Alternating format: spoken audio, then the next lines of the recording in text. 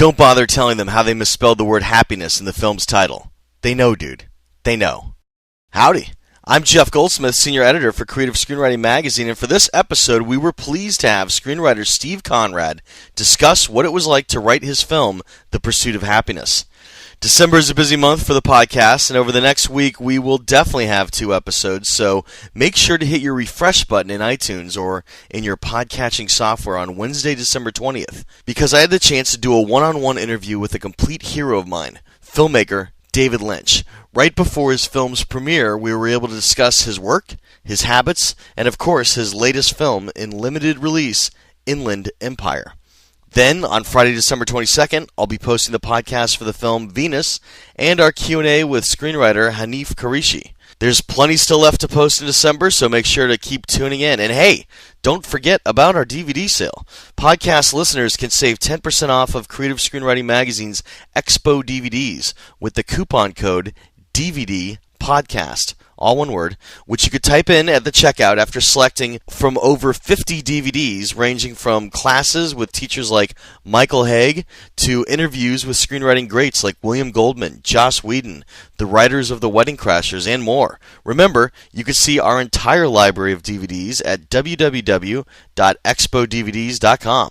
But don't forget, this offer is only good for orders purchased before January 1st, 2007. In other news, I've had some really interesting emails come in lately, and yes, I still haven't had a chance to write everyone back, but with 2 podcasts a week over the next 2 weeks, I'm kind of burning the midnight oil here just to keep you kids entertained on all your various vacations during the holidays this year, but I promise to write everyone back. Anyhow, just to give you a taste of all the emails coming in, Justin from Comac, New York, wrote in to say that he just got into the prestigious Tisch Film and Television program, and that the writing sample he submitted and got in with was inspired from the Syriana Stephen Gagin podcast that we did. So, congrats to Justin. Don't screw around over there. Make sure you leave the program with some good writing samples, and who knows, maybe you'll graduate just in time for the next WGA strike. Meanwhile, across the world, Jonathan, an American living in South Korea, wrote in to say he's been digging the podcast during his every other weekly train ride to Seoul, South Korea. That's completely random and good to hear that we're represented in South Korea by Americans abroad tuning into us on trains. By the way, if you make it up to North Korea, tell Kim Jong-il about the podcast. I hear he digs film, so you could make a new friend. Anyhow, feel free to drop me a line anytime by writing into rsvp@creativescreenwriting.com, and I promise to get back to you as soon as I can, and please remember to tell me what city you're tuning in from. But now, without further ado, let's jump right onto the stage after I introduce screenwriter Steven Conrad for the Q&A following our advanced screening of Steve's film, The Pursuit of Happyness.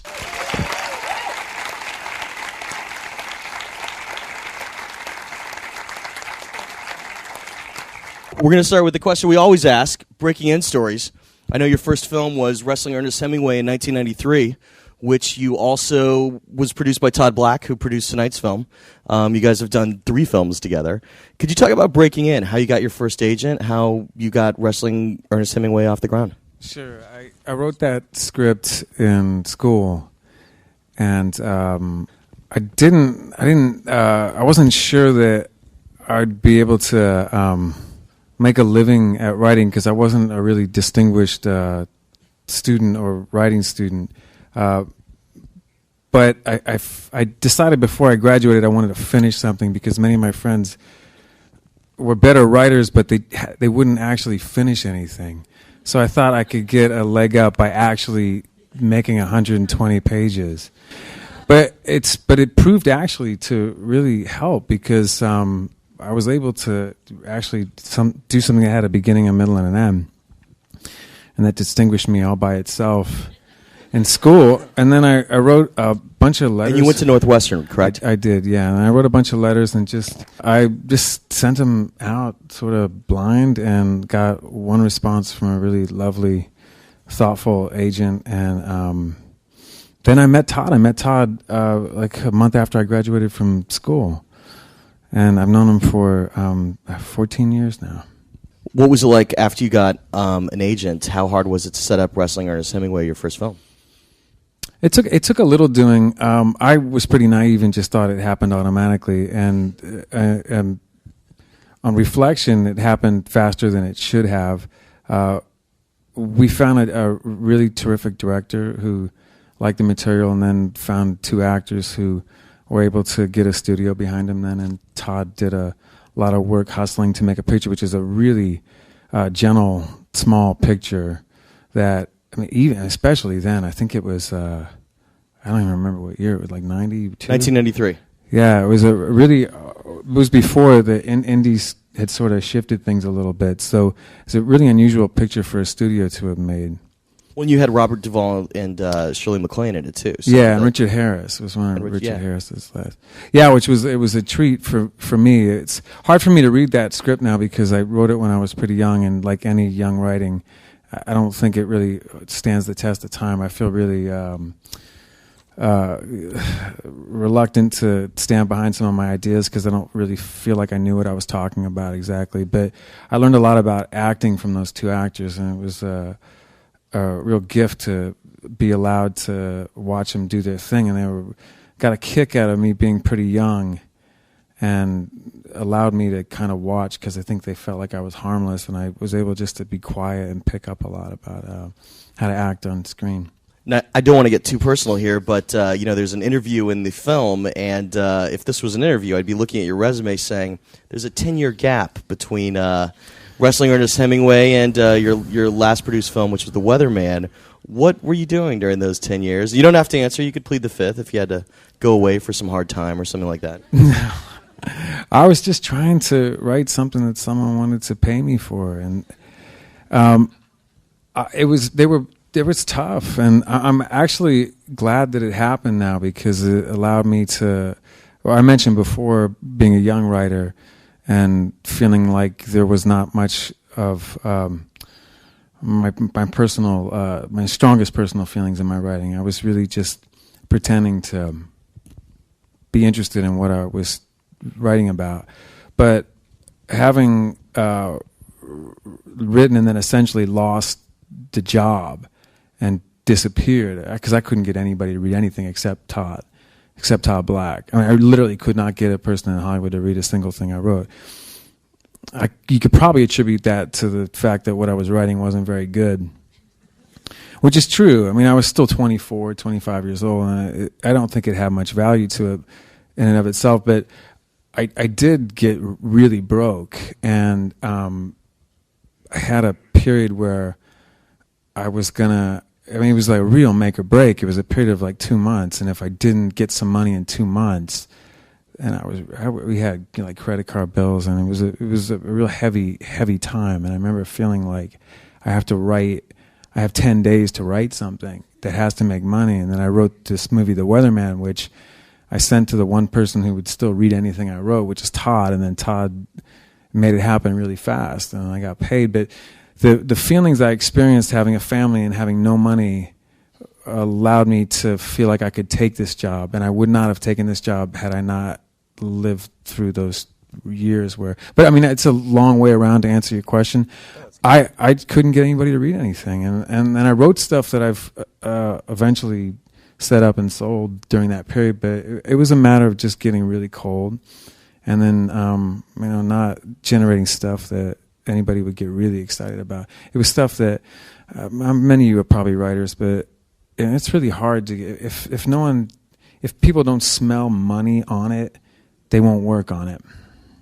A lot of WGA writers work as rewriters and assignment writers for works that are never produced. Was that something you did during those years? To my knowledge, I think you did a draft of Little Miss Sunshine during the brief period when it ended up at Focus before it went independent. Yeah. Is that true? That is, yeah. I did a real brief period. I did three weeks on that movie, and it's my understanding that nothing I did ended up in the movie. But I don't think it did. I think that one scene you had written, because I've interviewed Michael Arndt, the scene where the father goes to see Stan Grossman at the motel. At the hotel. I think that ended up in there, and Michael Arndt likes that scene, so he was happy with it. But it was one of those things where you wrote it for Focus, or rewrote it. Focus decided they didn't know what to do with it, and then they kicked the whole project out of the studio. Right, but to the director's credit, they stood by the original writer, and when it came time to get the movie set up, they went back to the script that appealed to them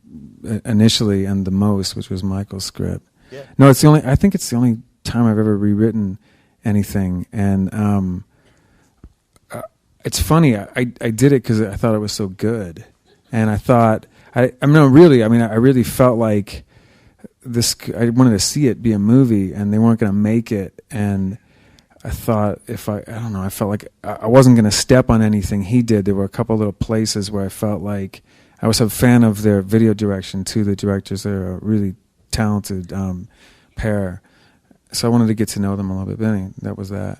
Getting to this movie, it started, to my knowledge, as a 15-minute segment on 2020 about Chris Gardner.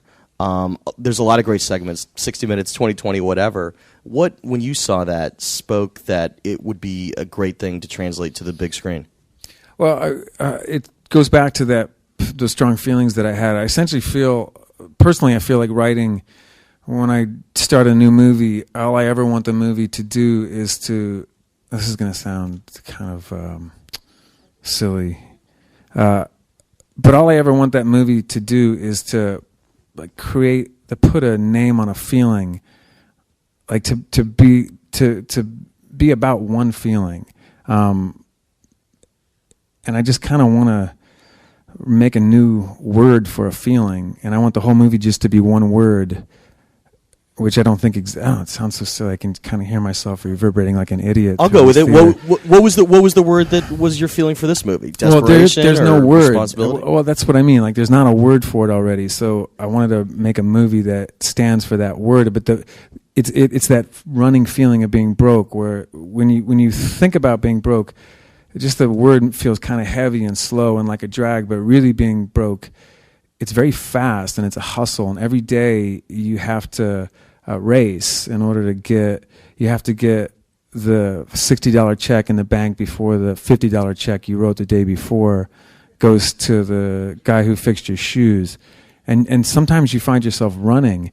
And I wanted to put a name on that running, that feeling of, and then that period where you feel like you can see a way out, but no one else can, and you must keep it private, and the only relationship between you and succeeding is personal. It's a personal challenge that no one is going to help you with. And so I took that job because I thought I could make a movie that felt like that feeling that I felt. And I don't pretend to have faced circumstances as hard as Chris is and didn't, but I felt like I knew what I was talking about a little bit. And Chris and I spent a lot of time together, and on our second day, he's so smart that he didn't respect me the first time that he met me, and felt like he's just such a smart person. Like he takes time and figures people out. So our first meeting was, I'm quiet and he's quiet. So I think we said maybe 5 or 6 things to each other.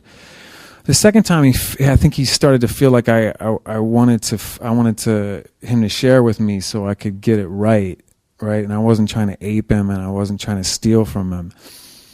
And then he started to talk to me about that, and he realized that I had some things to say about it too, and he felt like they squared with his way of seeing the world. So, obviously, during the process of adaptation, you have to change things to make them more dramatic. To my memory, Chris Gardner's son at this period in his life was about 1 year old, not a 5-year-old, if I got that right. Was that correct? No, I think he was a little older. I think he was 2. 2? Okay. Right. I mean, talk about just some of the changes you made, ranging from Chris's wife leaving him and how that worked, because I think that was fictionalized a lot more to protect, the real life people, and also the changes you made to Chris's life and what he thought of that as you're having to make changes to his life.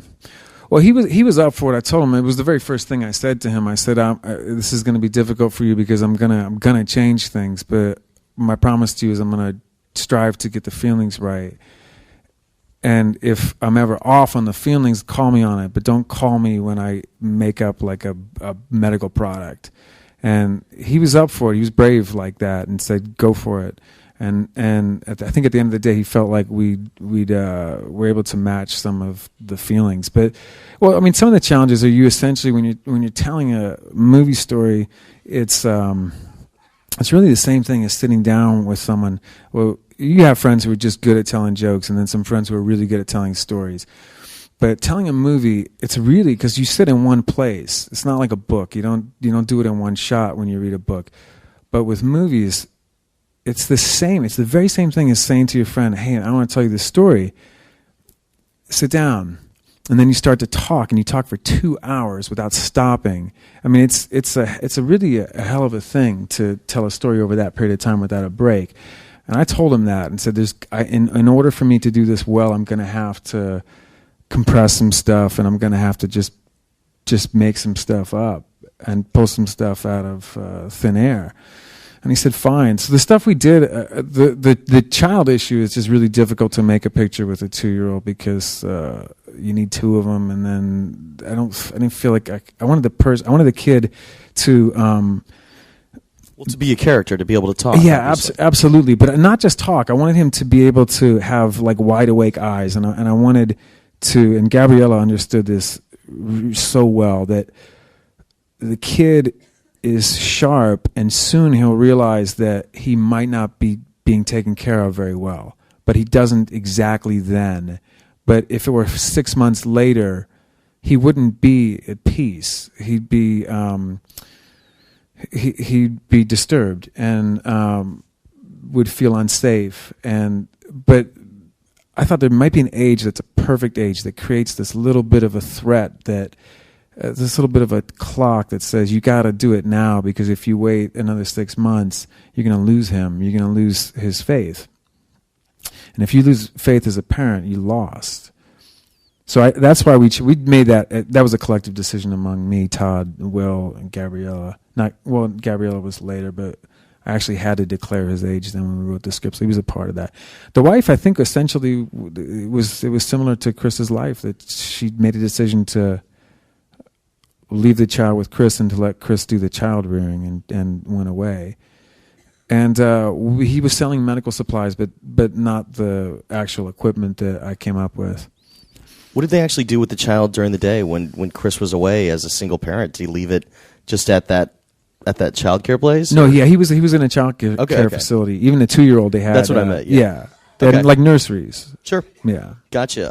Talk about your writing habit. How many hours a day do you write, and what do you do to battle writer's block, etc.? I write, I don't know, 8, 9 hours a day, and I write more than one thing, so I always have something to do. That was actually a real step for me. When I was sitting there, and in that period of time when I couldn't get anybody to read anything, it was slow going too. I wasn't producing a lot of stuff. And I would always concentrate on one thing. But like 28, I decided it might be better to try to do 3 things at one time, just because whatever idea pops into your head that may seem interesting, the chances of it fitting in one of those things is better. So it would allow me to continue to write a lot.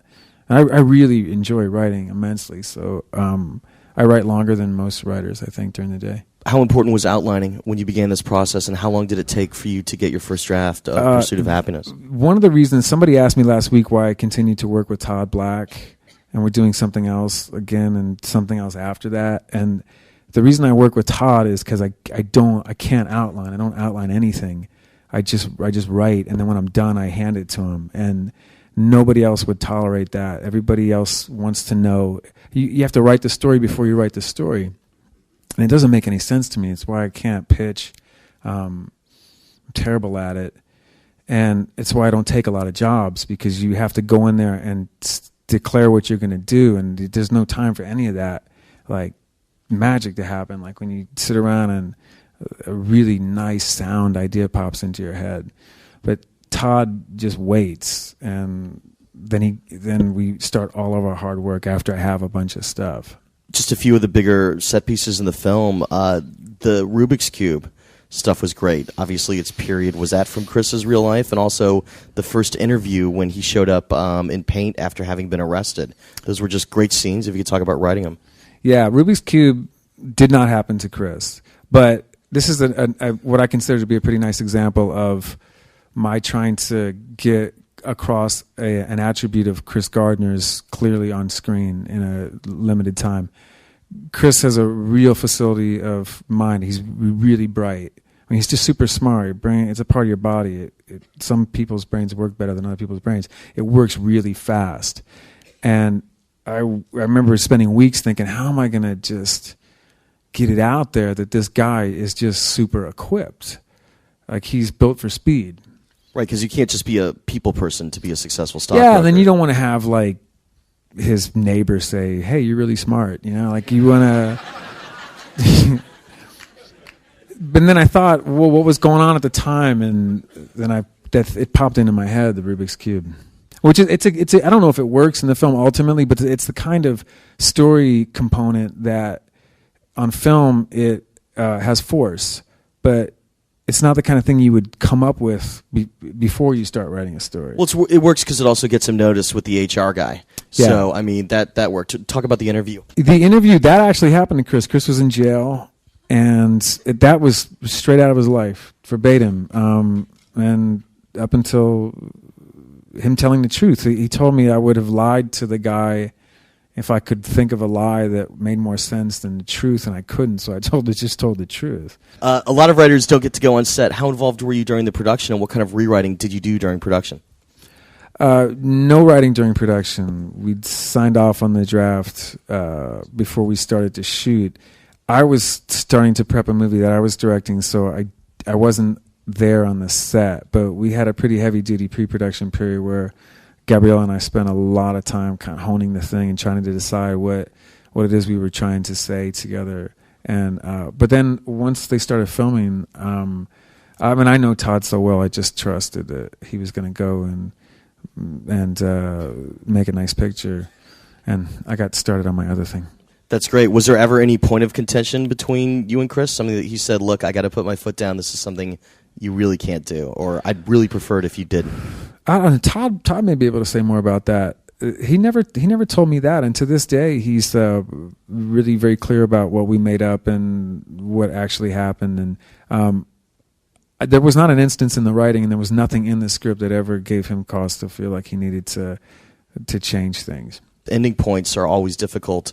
Was there ever consideration to go beyond just him getting the job and show him succeeding a little?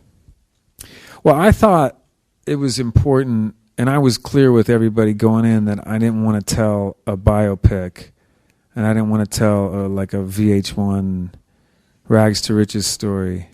That I wanted the movie to be about. I wanted it to be like a race in the Olympics. I wanted it to look like that. And Todd agreed with me, Will agreed with me, and then Gabriella read the script and felt like that might be an interesting way to tell the story, is to just say, I did it, and let everybody else kind of film it. But I mean, just making money, it's not, I mean... Was that your original ending, though? Was that where you stopped in your original ending? He gets the job? Okay. Right. Wow. I think I even stopped short of, like, even saying that he went on to create a business empire. I just felt like the job, like it was just about getting this job. One of the last things that usually happens on a film in post-production are the kind of end titles, the epilogue, if you will, showing what happened later.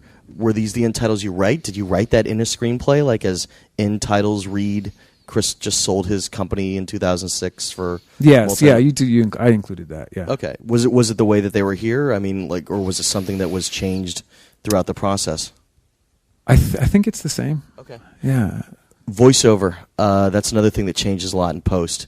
Did you write your script that had a lot of voiceover for Will Smith, or was that something that came on at a different point? I always do voiceover because somebody told me not to do it once, and I remember that so clearly. This really bad writer, he was so bad.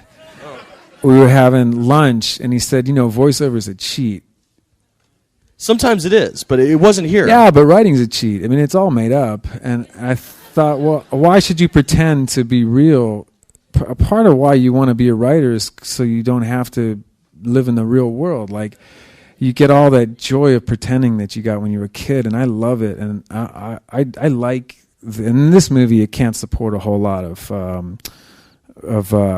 sort of stylistic reality or absurd reality, but I like the voiceover because it reminds you that this isn't real, that someone's just sharing ideas with you in a craft. That's great. So it was a part of your original draft. Yeah. Sweet. Let's open it up to the crowd for some questions. Right here, you ma'am on the aisle. Question was regarding dialogue. Did you conduct interviews? Also, what kind of research did you do, but dialogue specifically? No, I'm glad you asked that now, because I consider dialogue along the same lines as voiceover and everything else. Like, I don't aim at super reality, and I just try to find my way of expressing something and hope that that will be interesting to people. And I just try to keep it honest to the way I think that thing ought to be conveyed, and I don't go and talk to actual people to hear how they talk. Because I did that once, and I found out that when I ask people,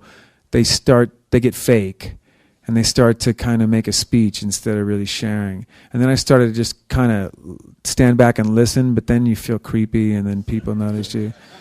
So I just kind of stuck with what popped into my head. Let's go for a few more questions. Right here in the front row, you, ma'am. Yes. Sorry, to repeat the question, since this is based on a real story, did you have to get releases and or life rights to all the characters? Yes.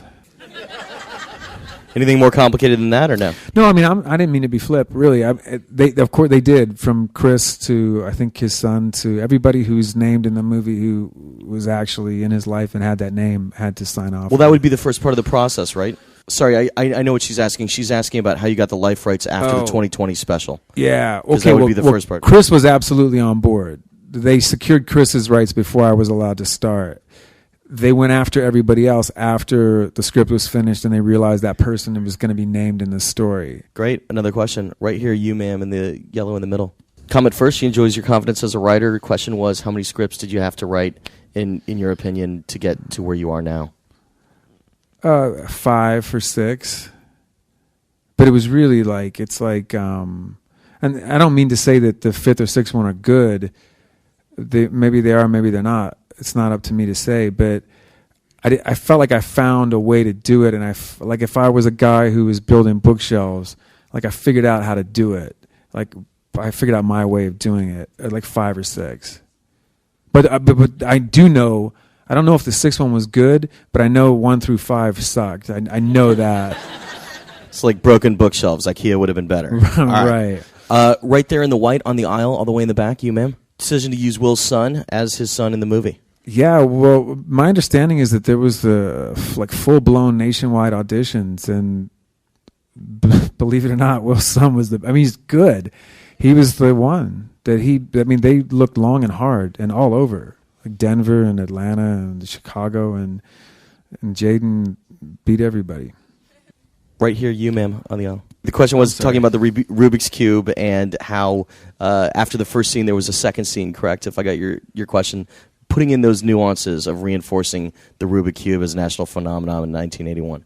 That wasn't mine. That was a decision of Gabriella's probably. Mine would be limited to something like the Captain America, something that recurs, and Gabriella probably did that as some sort of an emblem and to provoke your attention, probably. Was that a thematic thing too? Captain America, face first on the street as the bus is driving away, kind of like Loss of American Dream, or? Oh no, no, okay. No, I would have done that in the 1 through 5 of my script. Right. Would have had that in there. Next question, right there in the hat on the right. Yeah. Question was, somehow he noticed a typo in your film's title. Oh, yeah. No, just talking again about. Actually, I think it's interesting to release with that title. Was there ever an argument from the studio to use that title, and also just to answer his question about where it came from?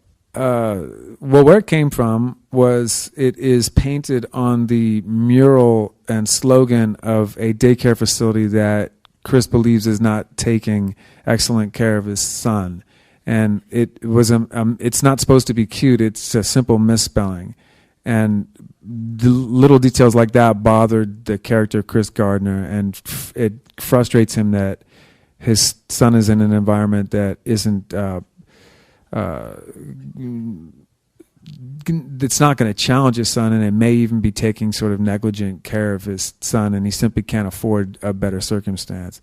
So I wanted, that's part of that feeling of not being able to have choices, which is part of the really pronounced feeling of being of not having money. Your choices are simply limited, and it's very hard to, well, at least from where I sit, it's very hard to have peace and contentedness if you don't have privacy or choices. And why I created the happiness mural was to demonstrate that this person does not have the means to have choices. What about the studio's thoughts on releasing with that title? It was in the script, and I had called the script Pursuit of Happyness with the Declaration of Independence spelling, and Todd Black called me one day and he said, well, maybe have you thought about this? Like, what about this title? It's a little groovier and it kind of has more to say, more to say that's in line with what the movie had to say. And I thought it was a good idea, and he was right. You, sir, in the striped shirt. Just another question about the chain of rights. Obviously, just to get it straight, the 2020 episode aired. There were a lot of people interested. Talk about how those rights were acquired by Todd, and then how the project fell into your lap. I believe, to my knowledge, you had to rally Todd to get it for you. No, do I have it wrong? Okay. No, it was no, man. A producer named Mark Clayman was watching 2020 and was moved by the piece. Thought it might be nice material to make a movie around, and then called Chris. And I think he was really the only person who responded to it like that. And Chris trusted Mark. Mark saw Antoine Fisher, which is a movie that Todd Black produced, and felt like Todd had a sensibility that might lend itself to pulling this story off. Contacted Todd because he was young and didn't have the built-in relationships to move wheels like that, and asked Todd if he might partner up. And Todd watched the piece, had the same reaction that Mark did. Todd brought the Chris's story to the studio that he works for, Sony, and Sony bought the rights to the story and decided to hire a writer. And Todd showed me the 2020 piece in his office, and I felt the same way that Todd did. Like, right in, I felt like that's the story that I can tell about not having money. Right here, you, sir, on the aisle. Question was about the dinosaur sequence. Was that something that really happened with Chris and his son to entertain him at the BART station, or was that another invention? Well, I invented the explicit laying out of that scene, like the concepts of it I came up with, but the phenomenon of it was Chris's. Like, Chris said that his son didn't know that they were doing something really unusual. And he either couldn't remember or never put a name on how he coaxed Chris into not really noticing that they were out in the world.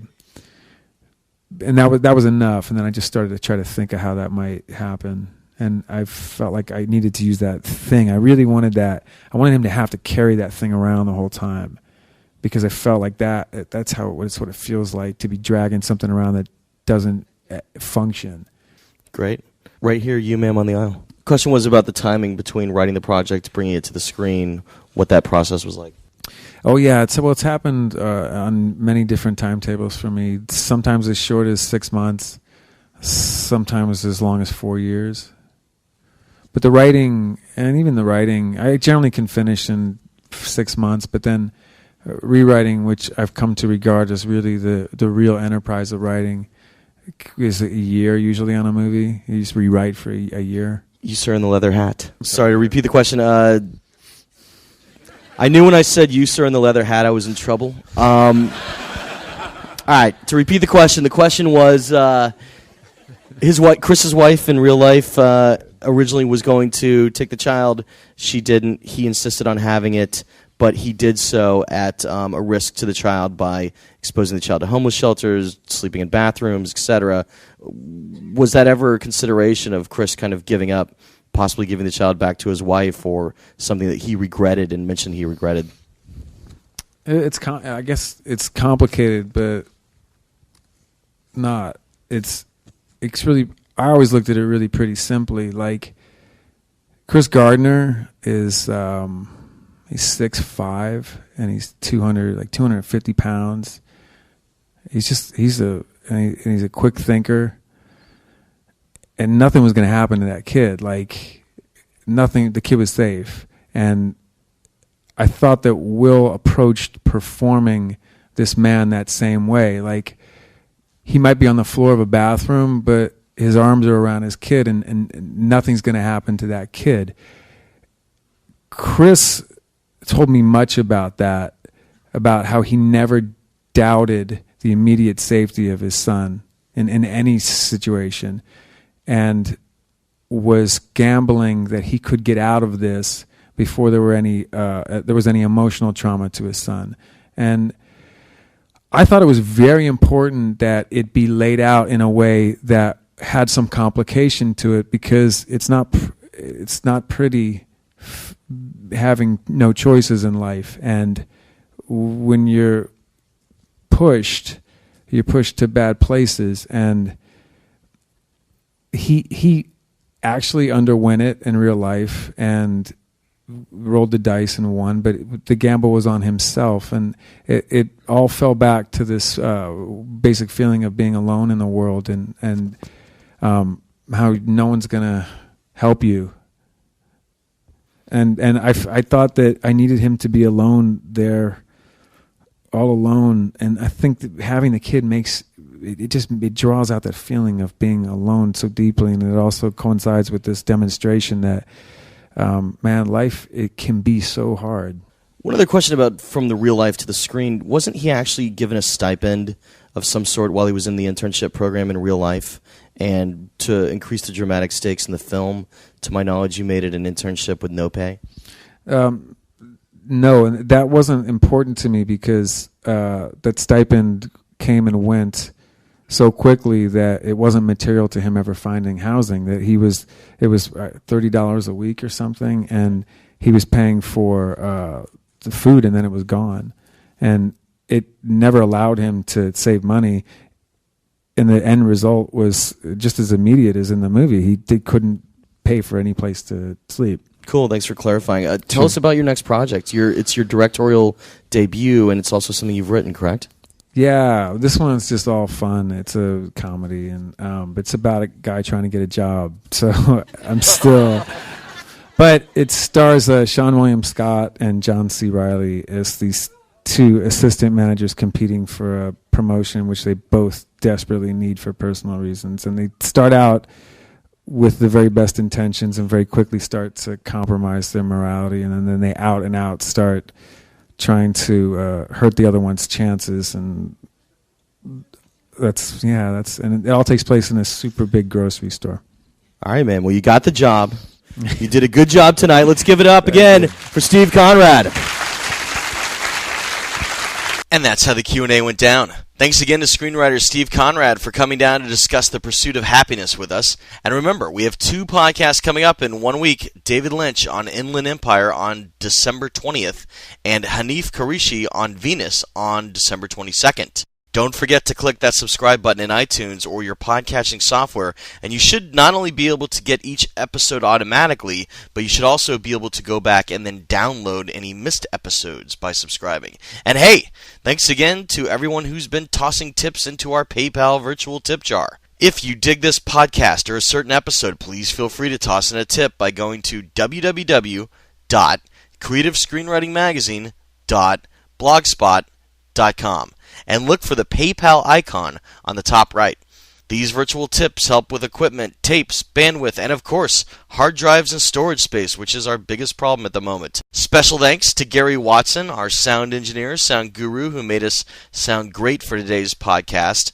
I'm Jeff Goldsmith, senior editor for Creative Screenwriting Magazine, thanking you again for tuning in and telling you to stay out of trouble. Till next week.